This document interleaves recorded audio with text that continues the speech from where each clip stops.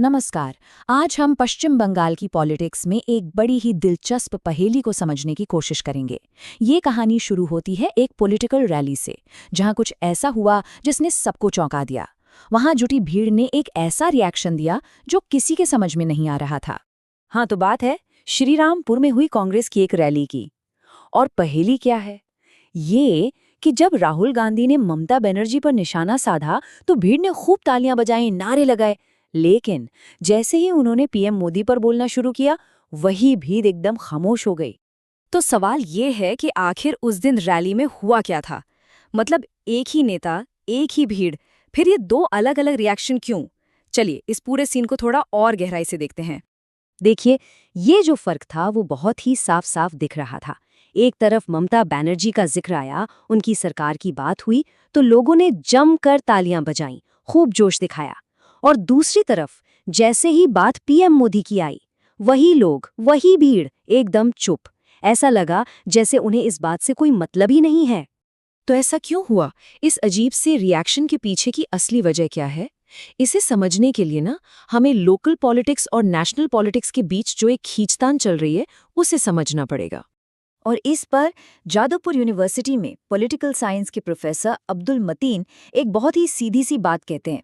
उनका मानना है कि देखिए, ये चुनाव राज्य का है, तो लोगों का जो असल गुस्सा है वो भी राज्य सरकार के खिलाफ है, न कि केंद्र सरकार के। अब सवाल उठता है कि ये गुस्सा है क्यों? प्रोफेसर मतीन के हिसाब से वजह बहुत क्लियर हैं। पहला, बड़े लेवल पर करप्शन, मतलब हर छोटे बड़े सरकारी काम के लिए घूस। फिर बढ़ती बेरोजगारी, चरमराया हुआ एजुकेशन सिस्टम और ऊपर से समाज को तोड़ने वाली पॉलिटिक्स। ये वो चीजें हैं जिनसे लोग रोज जूझ रहे हैं। और लोगों में ये गुस्सा कितना गहरा है, इसका अंदाजा रैली में मौजूद 60 साल के हाजी कुद्दूस मलिक की बात से लगाया जा सकता है। उन्होंने साफ साफ कहा, ये पश्चिम बंगाल में लूट मार की सरकार है और इसे अब जाना चाहिए। मतलब उनकी नज़र में तो ये सरकार बस लूट रही है और इसे बदलना जरूरी है। लेकिन यहीं पर कहानी में एक ट्विस्ट आता है। मामला इतना सीधा नहीं है। उसी रैली में एक 22 साल के नौजवान सुहेल एक अलग ही उलझन की बात करते हैं। वो कहते हैं, हाँ, ममता सरकार में दिक्कतें तो हैं, पर सबसे बड़ा डर ये है कि अगर टीएमसी हारी तो बीजेपी पावर में आ जाएगी, और अगर ऐसा हुआ तो यहाँ का पूरा माहौल खराब हो जाएगा। और वोटरों की यही जो दुविधा है, ये हमें पश्चिम बंगाल की एक बड़ी पॉलिटिकल स्ट्रैटेजी की तरफ ले जाती है। एक ऐसी रणनीति जिसने बाकी पार्टियों के लिए कह सकते हैं कि कोई जगह ही नहीं छोड़ी है। इस सिचुएशन को समझने के लिए एक टर्म है, बाइनरी पॉलिटिक्स। इसका मतलब बड़ा सिंपल है, एक ऐसा पॉलिटिकल माहौल बना देना जहां वोटर्स को लगे कि उनके पास असल में बस दो ही चॉइस हैं और कोई भी तीसरा ऑप्शन वो रेस में है ही नहीं। और ये जो बाइनरी का जाल है ये दोनों तरफ से बुना गया है। एक तरफ टीएमसी का मैसेज क्लियर है, बीजेपी को अगर कोई रोक सकता है तो वो सिर्फ हम हैं। वहीं दूसरी तरफ बीजेपी का नैरेटिव है, हिंदुओं की रक्षा सिर्फ हम ही कर सकते हैं। अब इन दो बड़ी आवाजों के बीच में कांग्रेस हो या लेफ्ट, उनकी आवाज कहीं खो सी जाती है।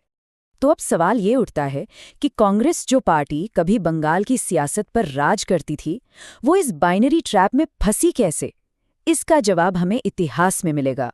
चलिए थोड़ा पीछे चलते हैं। साल था 1996। उस वक्त पश्चिम बंगाल असेंबली में कांग्रेस के पास 82 सीटें थीं। सोचिए, 82! ये एक बहुत मजबूत पोजीशन थी पार्टी को, एक बड़ी ताकत माना जाता था। लेकिन फिर पार्टी के पतन का दौर शुरू हो गया।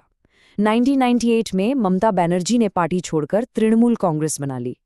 इसका असर देखिए, 2001 आते आते कांग्रेस सिर्फ 26 सीटों पर सिमट गई। 2011 में तो हालात ये हो गए कि वो ममता के साथ एक जूनियर पार्टनर बनकर रह गई। और फिर आया 2021, जब ये आंकड़ा 0 पर पहुंच गया। तो इस पूरी कहानी में सबसे बड़ा टर्निंग पॉइंट था 1998 का वो बंटवारा। ममता बनर्जी को लगता था कि कांग्रेस लेफ्ट फ्रंट के खिलाफ उतनी आक्रामक नहीं है जितनी होनी चाहिए।